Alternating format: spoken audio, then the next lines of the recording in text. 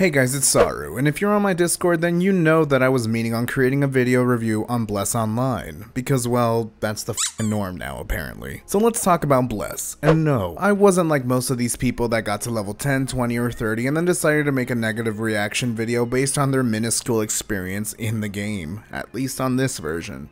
Now, I'm coming to this game completely fresh, no experience in the previous servers as one probably should due to the fact that you're just spoiling yourself at the end of the day. So let's get that fact out of the way. I didn't play any of the other regions. Because from what I've been noticing is that everyone's video that has been sent to me on Discord or Twitter or whatever, it's basically people that have experienced the game in other regions and they've tried it out over there and just basically expected too much. And overall, just acted like spoiled little bitches for not getting content that we were supposed to get. Now, before I begin, the video in the background will just be me sitting, so feel free to tab out and listen since there won't be real video on the game here. And I'll get to that in a bit as to why I decided on doing that rather than having video. In addition, I won't be mentioning servers or the statuses or them going down or whatever and all that stuff, as I have this fundamental belief that the game is what should be reviewed, not the servers themselves, because that gets fixed or not fixed and it's whatever. And I understand that there's a balance and a yin and yang between the fact that, oh, you need the servers to play the game, but I mean, it's not the same thing necessarily.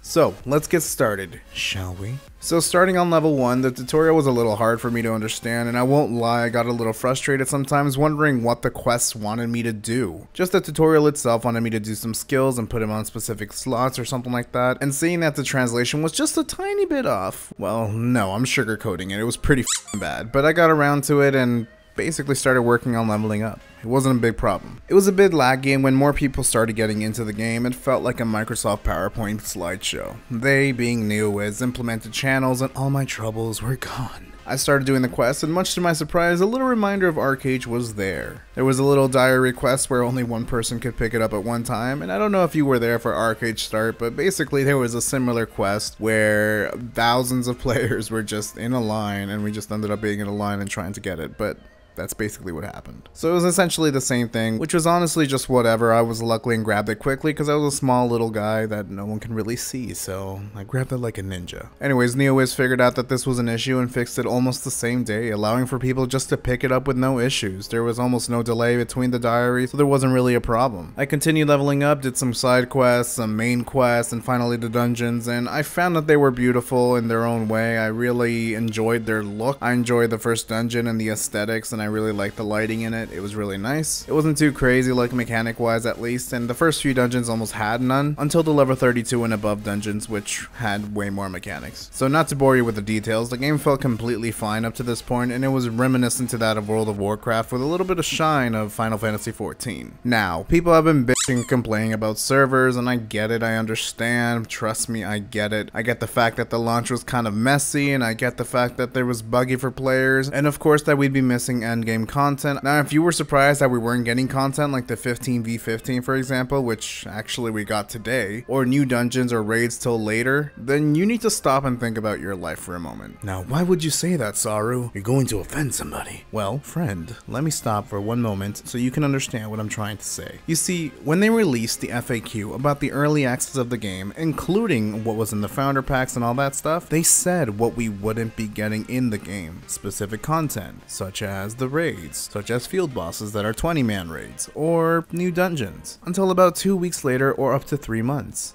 Now, if you were surprised when you got to 45 that you were like, you know what, I'm 45 now, let's just hope it's here, then that's your problem. I don't know. I mean, the information was available to you. Now let's look at the facts, shall we? Every single MMORPG launch in the last decade has been a buggy start. Some games that I won't name have had up to 17 hours in a queue, where players would not be able to get into the queue of the launch of the game, or the early access, or as previously stated, head start of the game. And some games were just destroyed, and some people refunded, and it was whatever. I don't understand the notion where the MMORPG community has become this spoiled brat where you think that just because we're in 2018, we're supposed to get better launchers. I mean, that's not how it works. Now, I've been playing MMORPGs for a long ass time. Hell, just gaming in general for a long ass time. And I can tell you that this is one of the smoothest launches of a game that we've had. No, it's not perfect.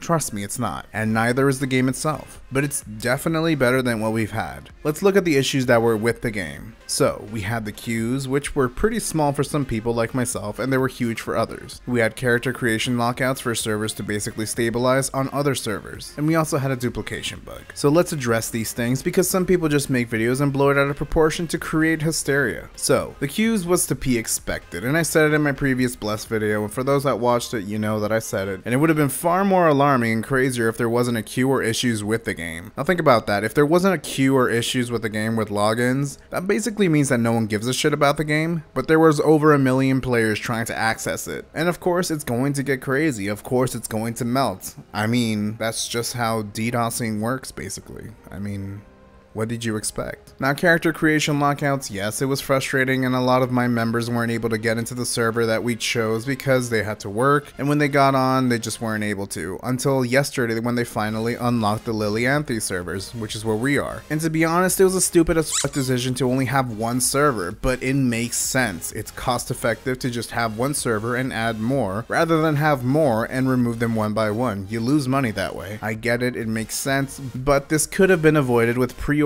I know preloads weren't available because that's just Steam policy, but I mean, this all could have been avoided with pre-orders or something. If you pre-ordered, they would have had an estimate of how many people would have wanted to be in the game, and maybe adjust the server sizes to that.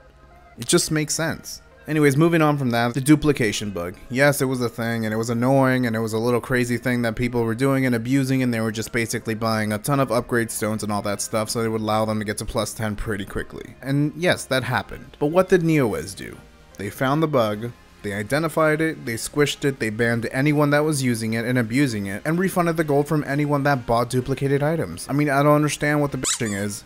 You know, they're trying to help. They're trying to do something. I'm trying to see the horizon here. I'm not someone to just delve into negativity, so bear with me. In addition to all of that, NeoWiz gave everyone that has founder packs 2,450 Lumina as compensation, which is about $25, give or take. Not even Final Fantasy XIV Stormblood did that, and their level 62 thing, from what I've heard, was a little messy, but they didn't compensate anybody. If that wasn't enough, when people made it apparent that paladins weren't able to out-heal the DPS that they were receiving, or that team members were receiving basically, the studio realized that in fact it was all an issue that wasn't meant to be there in the first place. What I mean by this is, the classes weren't supposed to be as strong as what we've been playing for the last few days, and in fact we're supposed to be weaker with a higher health pool. I'll admit I enjoyed my time playing this way in the last few days, and I wish they kept it that way. I really do, but it's patched over and now it feels like mobs are like the elite mobs that we were fighting, and the elite mobs are like the bosses and dungeons that we were fighting. And the dungeons now take about 5 times as long as it did before. I get the reasons for the change, it doesn't mean I like it, I really don't like it. I enjoyed PvPing as a mage, and I realize some of you watching might say, oh yeah, you're a mage, obviously, you enjoyed it, you're OP.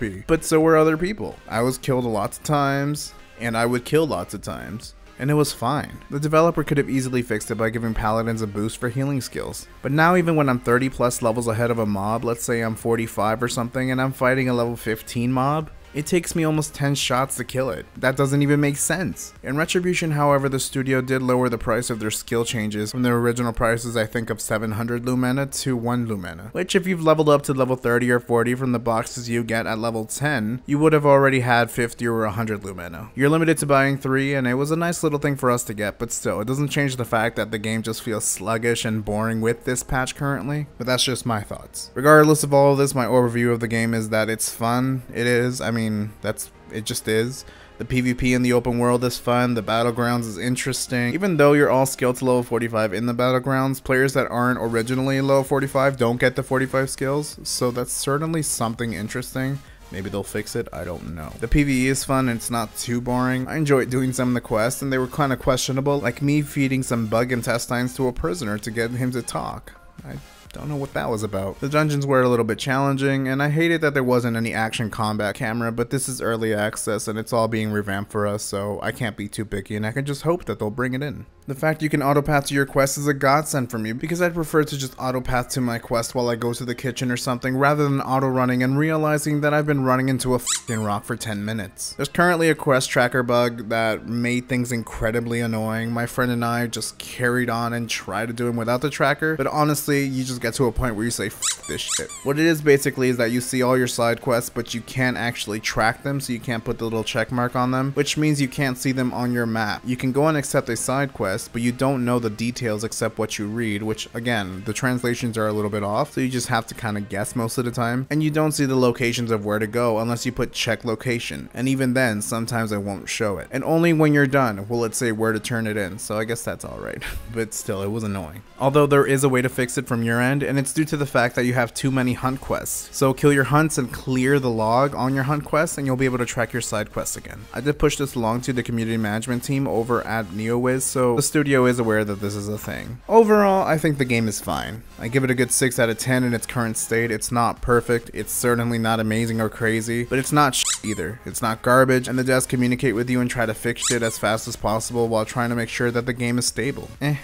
I mean, what more can you ask for? Like I said previously, it reminds me a bit of Warcraft merged with Final Fantasy 15 with a smidge of Arcade Alpha. Yes, I said Alpha. It's a fun little gem and a good game, but it's not amazing. So if you're expecting to be wowed, with no pun intended, I mean, it's honestly just another generic MMORPG. Would I recommend you buying this MMORPG? I'm not going to say whether you should or you shouldn't, because as a viewer, you need to come up with your own conclusions as to whether or not you should buy it, and not base it off of what I say or what someone else says. Watch videos, preferably current videos that just recently came out with North America and has no commentary. See if the aesthetic, the combat, the overall gist, PvE and PvP is for you. If it is, buy it and try it out. It doesn't hurt to try it out. If it isn't, no harm, no foul. So no, I won't give any recommendations on whether or not you should buy any games. I will never do that in any of my videos. So those are my final thoughts. Let me know what you guys think in the comments below, and I hope you'll leave it constructive as I have, with no negativity. You really don't have to shit on a game just because you don't like it. You don't have to hype it up just because you do. Nothing is perfect.